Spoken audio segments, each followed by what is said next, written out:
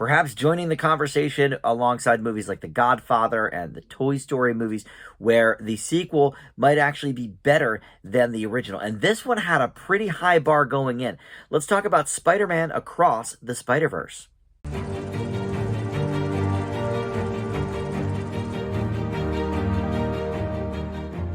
Hey guys, Dan here. This is Dan Reviews It. Welcome to my spoiler-free review for Spider-Man Across the Spider-Verse. This is a brand new animated film. In fact, it's the longest American-made animated film in history. It clocks in at about 2 hours and 20 minutes. And this is just part one. And that, I guess, may be a minor spoiler, but when this was first announced years ago, this was called Across the Spider-Verse Part 1. I sort of completely had forgotten about that whole thing going into the movie, but this does end with a cliffhanger to be continued. And so that in itself is very interesting. Before we launch into any specifics about the movie, though, let me welcome you into Dan Reviews It. Thank you for finding this video. I've got a ton of great movie and TV reviews for you to check out on my channel.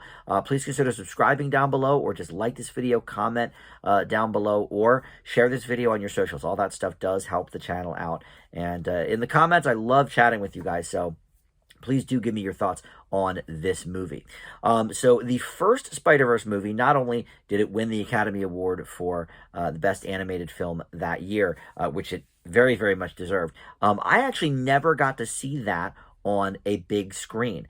This was in 2019 or 2018, something like that. It was before COVID, but for whatever reason, I just had not gotten around to seeing it. And so the first time I watched it actually was on my computer, on kind of like a bootleg copy. And then it came to Netflix a few months later.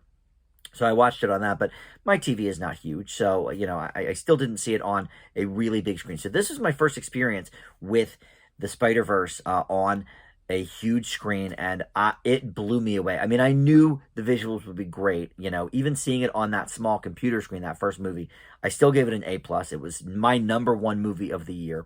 And you know, it had a lot to live up to, right? This second movie in the franchise, how could it be as good as the first? You know, oh, we already saw sort of the comic book imagery and all the stuff that made the first one great. And, you know, I wasn't really doing all my movie reviews at the time. Every so often I would do one on the channel. The channel did exist, but you know, I never really did a full review for that first movie. So I think a lot of the things I'm going to say about the second one could also be applied to the first movie, but maybe even more so. In terms of plot, I'm going to give you the loosest plot possible. We're going to take it right from Wiki here. Miles Morales, who is voiced by, once again, Shameik Moore, goes on an adventure with Gwen Stacy / Spider-Woman, voiced once again by Haley Steinfeld, across the multiverse, where he meets a new team of spider people known as the Spider Society, but comes into conflict with them, handling a new threat. That's it. That's all I'm going to say about it. Some other returning people from that first movie include Jake Johnson and Brian Tyree Henry, I think, was in the first one as well, but Jason Schwartzman, Issa Rae, Oscar Isaac, Daniel Kaluuya, all are in this one as well. I don't think any of those were in the first one, if I'm remembering that right. But that's the thing. These movies, they come so fast and furiously with the different universes and everything. It is kind of hard to keep track of, like, who all was who. But here's what's interesting. You know, let's talk about sort of the accessibility of these movies, both of the Spider-Verse movies.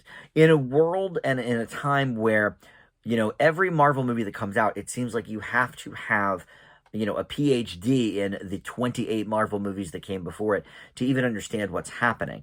And even though there is so much going on in this movie, I don't even think you need to see necessarily the first Spider-Verse movie. They catch you up so very well. And you know, look, I kind of figured they would do that because voiceovers are a huge part of this Spider-Verse franchise. And, you know, they did it in the first one. Hey, I'm Miles Morales and blah, blah, blah. And so they do all of that. They give you everything you need to know to fully immerse yourself in this particular version of the story, this storyline. You know, you certainly don't need to see any of the, you know, the live action Marvel ones to enjoy this. But I honestly, I mean, you should watch the first one. I don't even think you need to, though, to understand what's happening, even though there's so much going on in this movie. Each sort of world they go into. Each dimension, has sort of a different animation style, which is very cool. It really, the first movie was the first time really I've ever seen in a movie that I felt like a comic book has come to life. We've had a few attempts at that over the years, I would say, but that was the first time where it really, really hit. And this doubles down on that concept, makes it so much even more visually stunning. I am shocked that it did. Like, look, the early reviews were excellent. People saying, "Oh, it's better than the first one." And I was like, okay, I don't know. Like, the first one was so good and so innovative. How can they, sort of build on that while still keeping, the integrity of that first one? And they do in spades. It's crazy. The voice work here is great. The animation, all the different animation styles is great. The humor, man, is this a funny movie. A lot of great stuff. And it never feels that length. That 2 hours and 20 minutes, whatever it is. I forgot that it was a part one, like I said. And so about, 15 minutes or so, maybe before the end of the movie, I turned to my brother. I said, they're going to have to wrap this up pretty quickly. Like, I didn't know what time it was. I wasn't looking at my watch, but it definitely, they'd done so many things. It had definitely gone on a little while, even though I didn't feel the length. And sure enough, yeah, they probably could have added another 10 or 12 minutes onto the movie. Ended it there, and we'll get a whole nother story next time. But no, now we're going to get a whole other can of worms opened up, I guess, with whatever part 2 is going to be, which will come in 2024. I believe it's in the post-production stage now. I think it's coming out in March of next year. So a lot to look forward to there. But yeah, everything that worked about number 1 works here, but on an even, I would say, bigger scale. I think the stakes are higher. The twists were like jaw-dropping, and all of this stuff. And it all comes to us from the minds of Lord and Miller. This is Phil Lord and Chris Miller, who have done a lot of innovative things. Pretty much everything they've done in the last, 5 or 10 years has been just so cool and incredible. They were a part of the Lego movie. They sort of got the ball rolling with that. They did this great show on Fox called The Last Man on Earth with Will Forte. Everything they touch, it seems like, just is so ingenious and so different and so new. And they've continued that here. Now, they didn't direct it. It was actually directed by, Joaquim Dos Santos, Justin K. Thompson, and Kemp Powers. And the first and last gentleman I mentioned, that is their first job at directing a feature film.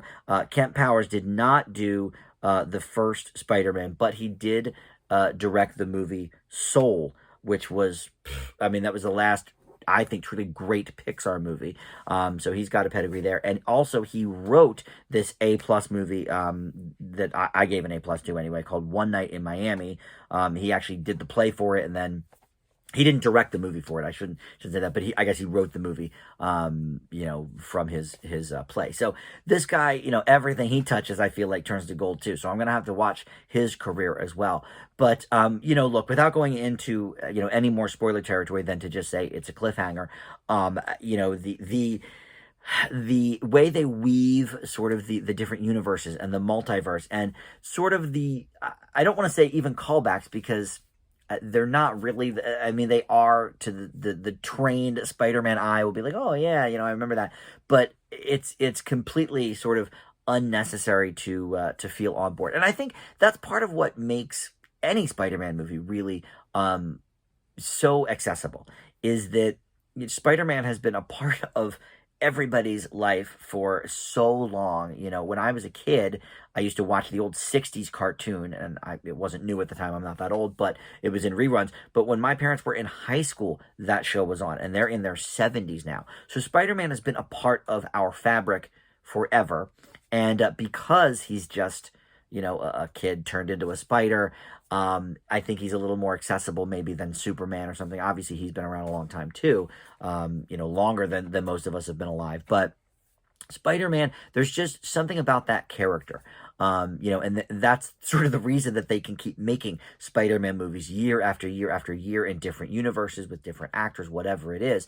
And this is kind of the culmination of it all. I'm not sure how they made this movie better than the first Spider-Verse. Although I've sort of explained how, but it is. I am so floored. Very few franchises have two A+ movies in them. Toy Story is certainly one of them. I think there's 3 A+s in there, and the fourth one I think is an A or an A-. It's also very good.